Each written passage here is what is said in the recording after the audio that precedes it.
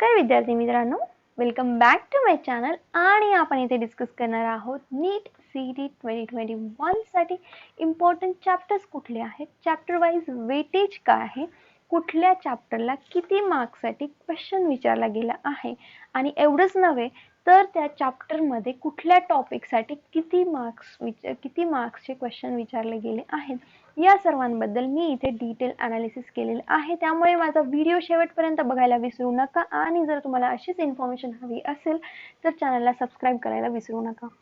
तर सुरुवात करूयात. नीट biology distribution of marks and weightage. इथे तुम्हाला ग्रीन कलरचे दोन कॉलम्स दिसत असतील, क्लास 11th आणि क्लास 12th. सर्वप्रथम बघूयात की बॉटनीसाठी 11th मध्ये किती मार्क्ससाठी क्वेश्चन विचारले गेले आहेत. तर टोटल 92 मार्क्सचे क्वेश्चन विचारले गेले आहे बॉटनी सेक्शन मधून, क्लास 11th मधून. आणि झूलॉजीचं जर बघत असाल तर झूलॉजीमध्ये 84 मार्क्सचे क्वेश्चन विचारले गेले आहे. याचाच अर्थ 11th मध्ये प्रिपरेशन करत असताना बॉटनीसाठी तुम्हाला मॅक्सिमम प्रिपरेशन लागणार आहे, कारण मॅक्सिमम मार्क्सचे क्वेश्चन विचारले गेले आहेत. त्याचसोबत क्लास 12th आपण बघूयात तर क्लास 12th मध्ये 96 मार्क्ससाठी बॉटनीचे क्वेश्चन्स विचारले गेले आहेत आणि 88 मार्क्ससाठी झूलॉजीचे क्वेश्चन विचारले गेले आहेत. याचाच अर्थ बॉटनी 11th आणि 12th बॉटनीचे सर्व टॉपिक्स इम्पॉर्टंट आहेत. मॅक्सिमम प्रिपरेशन बॉटनीचं करायचं आहे. याचा अर्थ असा नाही की झूलॉजी करायचं नाहीये, झूलॉजीचंही तुम्हाला प्रिपरेशन करायचं आहे. टोटल 11th मधून 176 मार्क्सचे क्वेश्चन विचारले गेले आहेत. म्हणजे जर पर्सेंटेज वाईज बघितलं गेलं तर 48.89% जे आहेत ते क्वेश्चन क्लास 11th स्टँडर्ड मधून विचारले गेले आहेत. त्यामुळे ज्या स्टुडंट्सने क्लास 11चं प्रिपरेशन केलेलं नाही त्यांच्यासाठी मी इथे इम्पॉर्टंट टॉपिक्स, इम्पॉर्टंट चॅप्टर्स आणि त्यामधले डिटेल्स इथे डिस्कस करणार आहे, जेणेकरून क्लास 11चे ते टॉपिक्स किंवा ते चॅप्टर्स तुम्ही आत्ताही प्रिपेअर करू शकतात. त्यानंतर क्लास 12th मध्ये बघूयात की टोटल जे मार्क्सचे क्वेश्चन विचारले गेले आहेत ते 184 मार्क्सचे क्वेश्चन विचारले गेले आहेत. 51.11% जे आहेत क्लास 12th मधून विचारले गेले आहेत. म्हणजेच तुम्हाला क्लास 11 आणि क्लास 12 दोन्ही इम्पॉर्टंट आहे नीटच्या प्रिपरेशनसाठी. टोटल बघूयात तर बॉटनीचे टोटल मार्क्स 188 विचारले गेले आहेत. 91 प्लस 96 म्हणजे बॉटनीचे 11th आणि 12th चे मिळून, आणि झूलॉजी 11th आणि 12th चे मिळून जर बघितलं गेलं तर 172 मार्क्सचे क्वेश्चन विचारले गेले आहेत. आणि अशा प्रकारे 360 मार्क्सचे क्वेश्चन विचारले गेले आहेत. म्हणजेच इम्पॉर्टंट इथून तुम्हाला समजलं असेल की बॉटनीचे जितके काही चॅप्टर्स आहेत ते इम्पॉर्टंट आहेत. आता आपण बघूयात की क्लास 11th मध्ये कुठले चॅप्टर्स इम्पॉर्टंट आहेत आणि त्या चॅप्टर्स वरती किती क्वेश्चन्स विचारले गेले आहेत, टॉपिक वाईज किती क्वेश्चन्स विचारले गेले आहेत, हे आपण इथे डिटेलमध्ये डिस्कस करणार आहोत. तर सगळ्यात अगोदरचा कॉलम तुम्हाला दिसत आहे तो कॉलम आहे बॉटनीचा, 11th स्टँडर्डचा बॉटनीचा कॉलम आहे. सगळ्यात पहिला चॅप्टर आहे diversity in the living world, किंवा आता आपण त्याला म्हणू शकतो लिव्हिंग वर्ल्ड. त्यानंतर प्लांट किंगडम आणि त्यानंतर बायोलॉजिकल क्लासिफिकेशन. यामधून क्वेश्चन्स विचारले गेले आहेत. आणि तुम्हाला माहिती आहे की नीटमध्ये एका क्वेश्चनला 4 मार्क्स आहेत, म्हणजे एक क्वेश्चन जो आहे तो 4 मार्क्ससाठी आहे. तर लिव्हिंग वर्ल्ड मधून एक क्वेश्चन विचारला गेला आहे, म्हणजेच 4 मार्क्सचा. प्लांट किंगडम मधून एक क्वेश्चन विचारला गेला आहे आणि बायोलॉजिकल क्लासिफिकेशन मधून 2 क्वेश्चन्स विचारले गेले आहेत. म्हणजे टोटल इथे जे आहे diversity in the living world मधून जे आहे 16 क्वेश्चन विचारले गेले आहेत.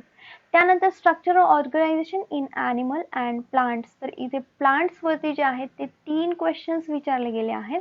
आणि मॉर्फोलॉजी वरती एक क्वेश्चन, म्हणजे असे 4 क्वेश्चन्स जे आहेत ते प्लांट वरती विचारले गेले, मॉर्फोलॉजी अँड ॲनाटॉमी ह्या दोन्ही युनिट वरती. तर टोटल जे आहेत ते इथे तुम्हाला दिसत असेल तर 16 मार्क्सचे क्वेश्चन विचारले गेले आहेत. म्हणजे हे ॲनाटॉमी वरती 12 मार्क्स आणि मॉर्फोलॉजी ऑफ द प्लांट्स 4 मार्क्सचे क्वेश्चन विचारले गेले आहेत. त्यानंतर बघूयात की सेल स्ट्रक्चर आणि फंक्शन. सेल स्ट्रक्चर आणि फंक्शन मध्ये सेल सायकल इम्पॉर्टंट आहे and cell the unit of life very very very important topic, कारण की 5 क्वेश्चन्स याच्यातून विचारले गेले आहेत. आणि जर 5 क्वेश्चन्स मल्टिप्लाय 4 केलं तर 20 मार्क्ससाठी फक्त unit the cell of life cell the unit of life मधून विचारलं गेलं आहे. सेल डिव्हिजन मधून 2 क्वेश्चन्स विचारले गेले आहेत आणि सेल डिव्हिजन मधून 2 क्वेश्चन्स म्हणजे टोटल 8 मार्क्सचे क्वेश्चन्स विचारले गेले आहेत cell cycle and cell division मध्ये. त्यानंतर प्लांट फिजिओलॉजी मध्ये बघूयात तर मिनरल न्यूट्रिशन मधून एक क्वेश्चन विचारला गेला आहे. प्लांट ग्रोथ अँड डेव्हलपमेंट मध्ये 2 क्वेश्चन विचारले. रेस्पिरेशन इन द प्लांट मध्ये 2 question and transport in the plants मध्ये 3 क्वेश्चन विचारले गेले आहेत. म्हणजे तुम्हाला इथे एक आयडिया येऊन जाईल की कुठले कुठले इम्पॉर्टंट आहे. तर ट्रान्सपोर्ट इन प्लांट हा टॉपिक इम्पॉर्टंट आहे. Cell the unit of life हा टॉपिक इम्पॉर्टंट आहे. Anatomy of the flowering plant हा टॉपिक इम्पॉर्टंट आहे. यासोबत तुम्हाला बाकीचेही चॅप्टर्स करायचे आहेत आणि अशा प्रकारे 11th स्टँडर्डचं बुक ओपन करा. 11th स्टँडर्डच्या बुक मधून तुम्हाला हे काही युनिट्स प्रिपेअर करायचे आहेत. त्यानंतर आपण बघूया झूलॉजी सेक्शन 11th स्टँडर्ड साठी. तर झूलॉजी मध्ये जो ॲनिमल किंगडम नावाचा युनिट आहे त्यामध्ये 2 क्वेश्चन विचारले गेले. स्ट्रक्चर अँड ऑर्गनायझेशन काय आहे ॲनिमल मध्ये त्याच्यासाठी 2 मार्क्सचे. बायोमॉलिक्युल्स 4 मार्क्ससाठी 4 क्वेश्चन्स विचारले गेले आहे. म्हणजे टोटल 16 मार्क्ससाठी विचारले गेले आहेत. Human physiology is the very very very very important topic. मग त्यामध्ये केमिकल कोऑर्डिनेशन असेल, डायजेशन अँड ॲब्झॉर्प्शन असेल, excretory products and their elimination, locomotion and movement, body fluid and circulation, nervous system, ह्या प्रत्येक युनिट वरती म्हणजे ह्युमन फिजिओलॉजीचा जो unit आहे हा खूप इम्पॉर्टंट आहे. कारण की टोटल 48 मार्क्स साठी ह्युमन फिजिओलॉजी मधून क्वेश्चन्स आलेले आहेत क्लास 11th स्टँडर्ड मधून. म्हणजे टोटल 84 मार्क्सचे क्वेश्चन्स विचारले गेले आहेत झूलॉजी वरती 11th स्टँडर्ड मधून.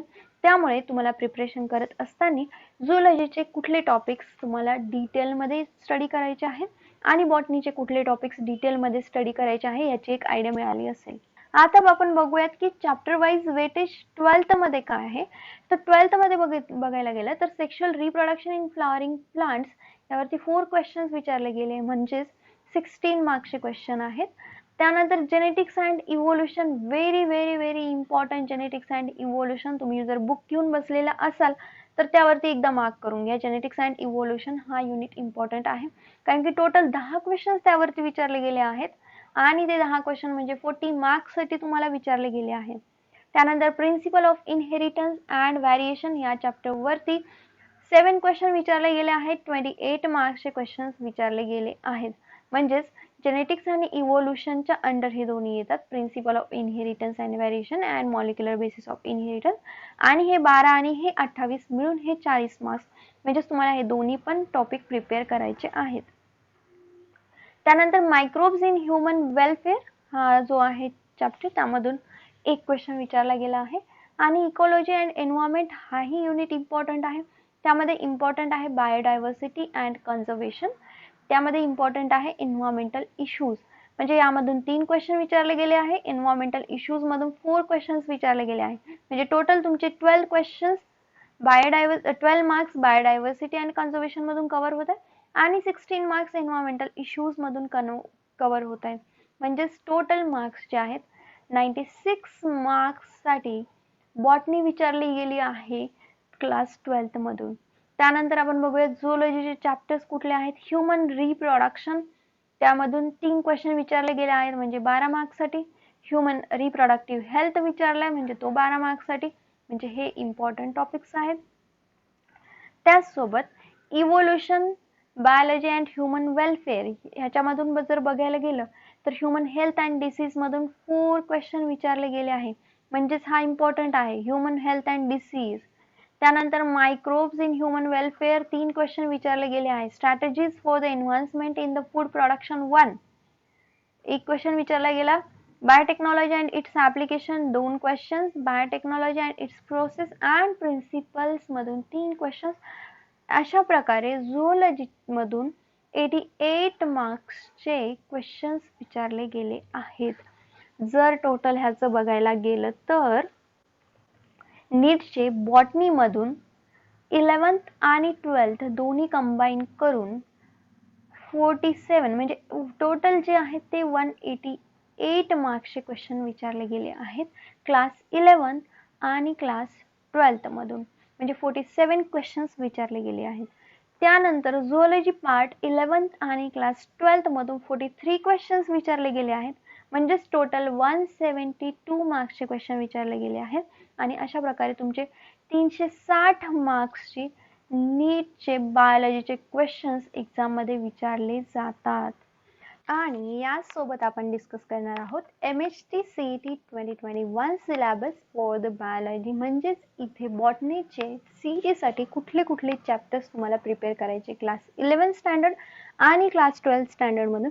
तर इथे मी डिटेल दिलेले आहेत. जसं क्लास 11th मधून तुम्हाला diversity in organism, biochemistry of the cell, plant water relation and mineral nutrition, plant growth and development हे क्लास 11th मधून प्रिपेअर करायचे. क्लास 12th मधून genetic basis of inheritance, genes, biotechnology, enhancement in food production, microbes in human welfare, photosynthesis, respiration, reproduction in plants, organism and environment बद्दल हे सगळे जे topics आहेत हे तुम्हाला प्रिपेअर करायचे CET 2021 साठी. त्यानंतर आपण सिलेबस बघूयात की CET 2021 साठी झुऑलॉजी मधून काय प्रिपेअर करायचं. तर क्लास 11 स्टँडर्ड मधून तुम्हाला प्रिपेअर करायचे organisation of cell, animal tissue, human nutrition, human respiration. आणि आपण क्लास 12th मधून कुठले टॉपिक्स प्रिपेअर करायचे आहेत तर origin and the evolution of life, chromosomal basis of inheritance, genetic engineering and genomics, human health and disease, animal husbandry, circulation, excretion and osmoregulation, control and coordination, human reproduction, organism and environment too. तर हे सगळे topic तुम्हाला prepare करायचे आहेत जर तुम्ही MHT CET ची preparation करत असाल तर. सो धन्यवाद विद्यार्थी मित्रांनो. जर तुम्हाला माझं ॲनालिसिस